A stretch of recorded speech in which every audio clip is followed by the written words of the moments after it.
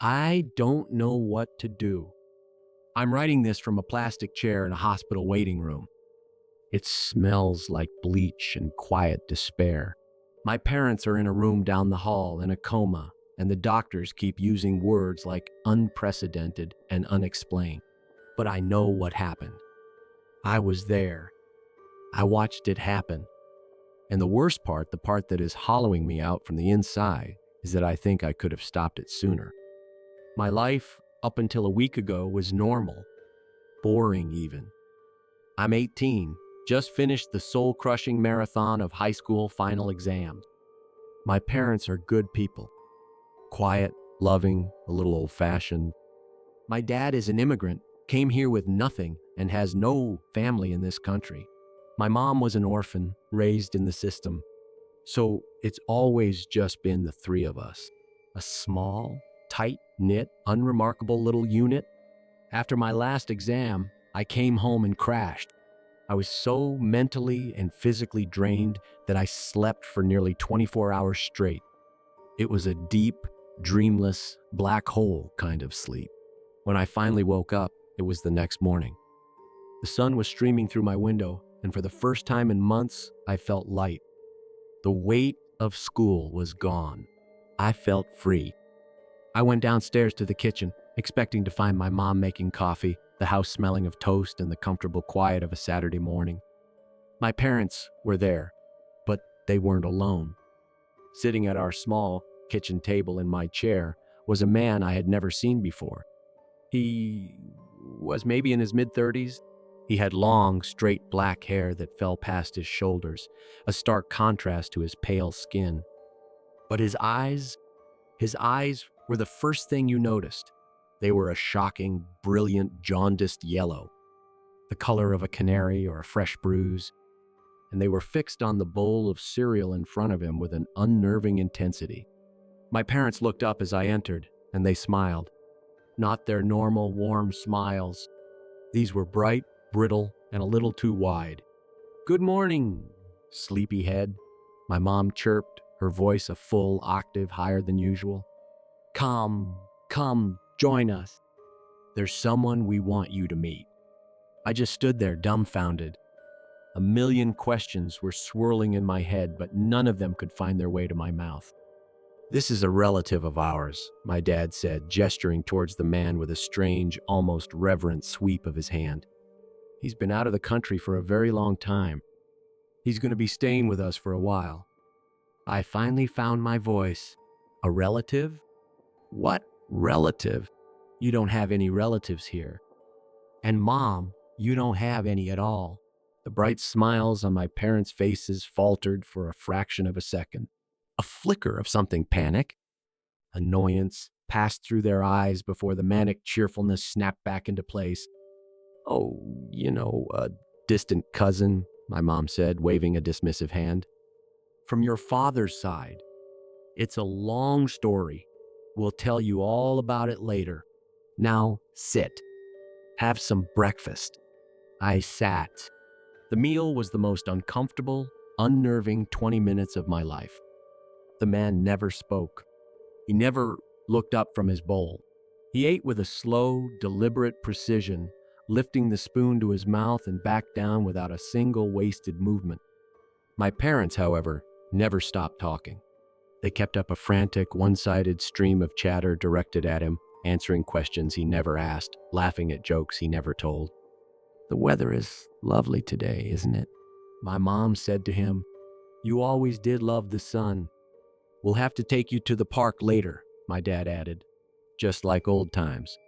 It was like they were reading from a script, or like they were hearing a conversation that I couldn't. It was insane. Later that day, when I got my dad alone, I pressed him. "Dad, seriously, who is that guy? Where did he come from?" My father's face went cold. The forced cheerfulness vanished, replaced by a stern, hard mask I hadn't seen since I was a little kid who had broken a rule. "His name is not your concern," he said, his voice low and flat. "He is our guest. You will treat him with respect. You will not ask any more questions. This is not up for discussion." And that was it. The conversation was over.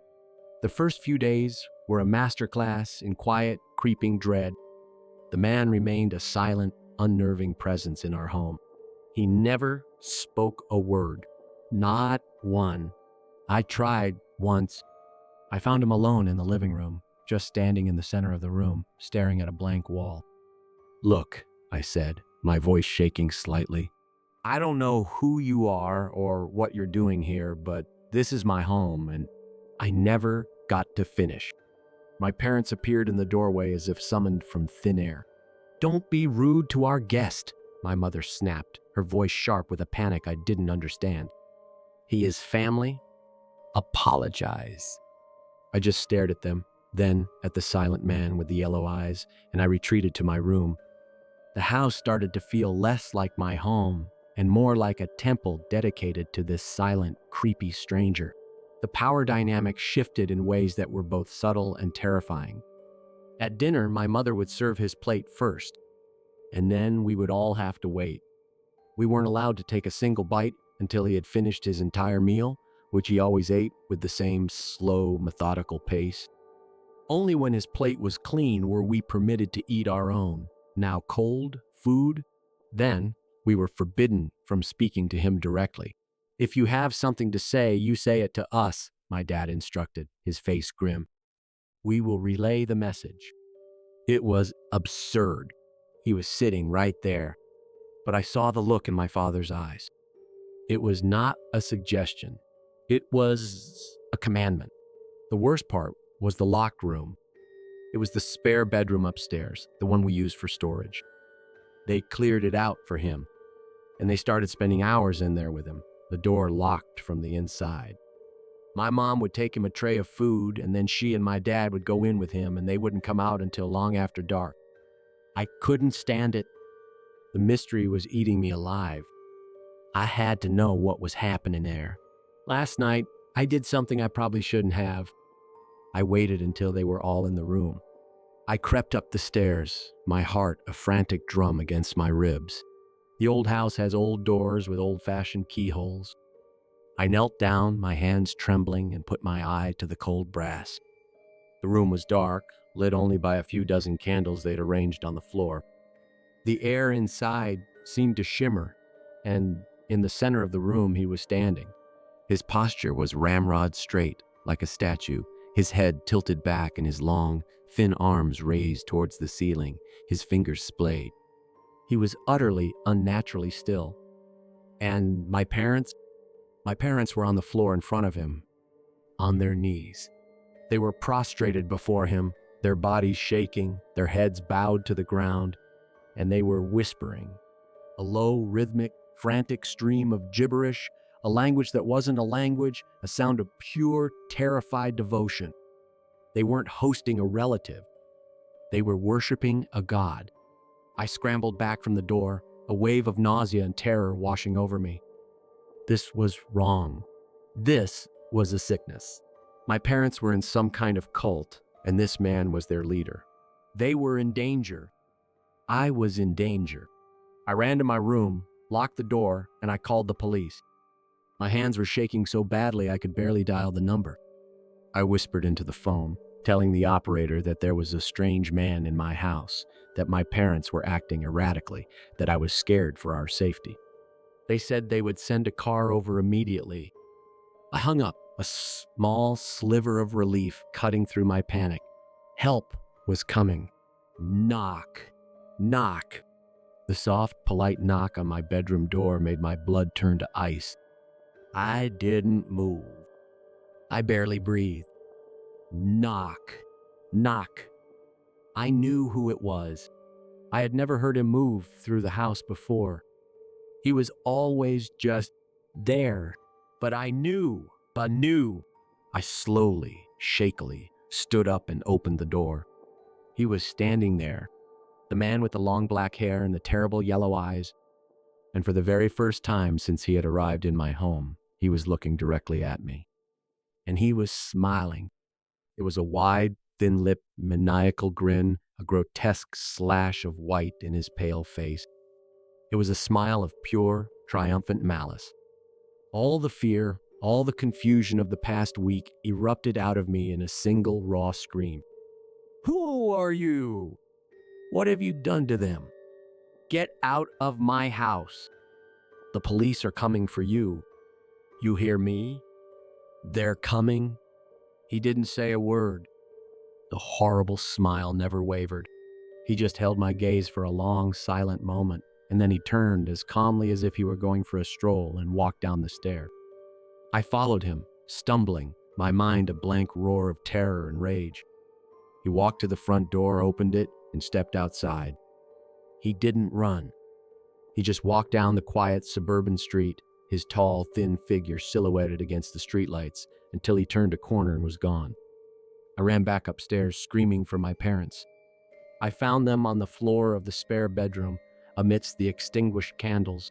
They were lying on their sides, unconscious, their faces pale and slack. They were breathing, but it was shallow, faint. They wouldn't wake up. The police arrived a few minutes later. It was a blur of flashing lights, professional voices, and questions I couldn't properly answer. I told them everything. The man, his yellow eyes, the way my parents were acting, the room upstairs, him leaving just moments before they arrived. I gave them his description, every single detail burned into my memory. An ambulance came and took my parents away. I stayed with two of the officers. They were sympathetic, I guess, but I could see the skepticism in their eyes.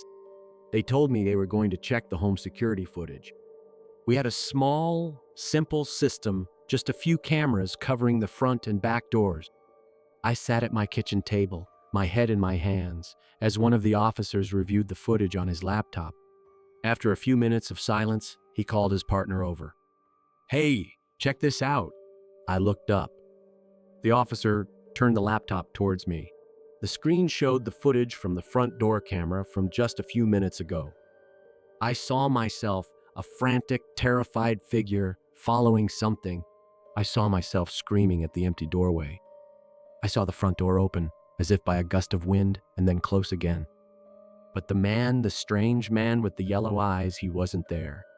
He wasn't in the footage at all. It just looked like I was having a complete psychotic breakdown, screaming at nothing.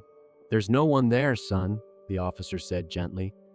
"The cameras didn't pick up anyone entering or leaving the house all night except for you." I was still staring at the screen, my mind refusing to accept it, when I heard the other officer's voice from the other room. He was on his phone, his voice low and urgent. "Yeah, another one. Same as the others. The parents are catatonic. The kid is talking about a tall guy with yellow eyes. No, nothing on the cameras, same as always. It's the fifth one this year." He trailed off as he saw me looking at him. The officers wouldn't tell me anything else, just that they would be investigating. So now I'm here, at the hospital. My parents are in a deep coma. The doctors have run every test they can think of. They have no answers. Their brains just seem to have shut down. I know what happened. He was real. He was a predator. And my parents were his nest or his food or something I can't begin to comprehend. He drained them dry, and then he moved on. And the officer's words. The fifth one this year. He's still out there. He's doing this to other families. And I could have stopped it. I should have called the police the first day, the first hour, the moment I saw him sitting in my chair. But I waited. I was scared. I was confused. And now, my parents are gone, maybe forever, and it's my fault. I failed them. I was the only one who could see the monster, and I did nothing until it was too late.